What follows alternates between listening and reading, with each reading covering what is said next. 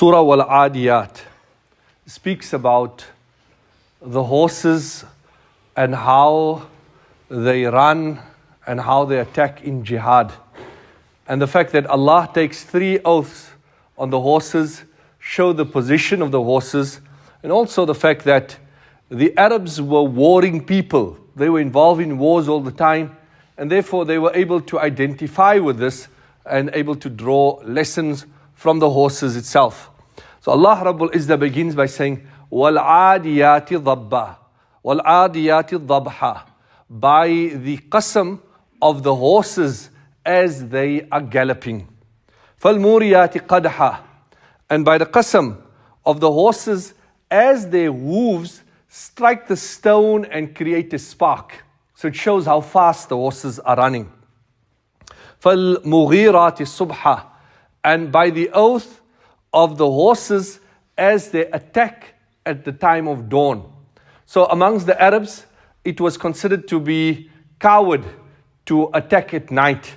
You attack when it's light, and that is the pre-dawn period, when the light is already spread on the horizon. That is a sign of bravery. So the horses are attacking with the riders on them at that time. Allah says, فَأَثَرْنَ بِهِ نَقْعًا, and as these horses are galloping, even though at the pre-dawn time the ground is wet, but they're running so fast that despite the ground being wet, they're creating dust. فَوَسَطْنَ بِهِ جَمْعًا, and the horses are now going in the midst of the battle, in the thick of it all, where the swords are being struck and the spears are being thrown. In the midst of all of that, the horses are immersing. After mentioning all of that, Allah says, إِنَّ الْإِنسَانَ لِرَبِّهِ لَكَنُودٍ, that indeed man is ungrateful to his Lord. What does it mean, lakanud? Kanud means a person who always complains. He forgets about the good things that he's enjoying, but he only sees what is wrong under all circumstances. Or it is a person who is enjoying the bounties of Allah, but it doesn't take him, or he doesn't take out the time to recognize Allah, to say this is from Allah. وَإِنَّهُ عَلَى ذَلِكَ لَشَهِيدٌ, and man, he is witness to that himself, that he knows from his own conduct that he's inclined towards ingratitude. وَإِنَّهُ لِحُبِّ الْخَيْرِ لَشَدِيدٌ, man has intense love for wealth, meaning that he's very greedy, that he is stingy, he doesn't want to part with his wealth. Or the fact that, as Maulana Rumi rahimahullah said, wealth in itself, there's no problem with it. Allah refers to it as khair, goodness, but it's like a ship. The ship is on the water. As long as the water doesn't get into the ship will sail and reach its destination.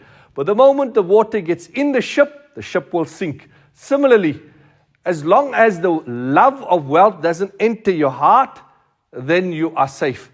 But once it enters your heart, then you will be immersed in the dunya.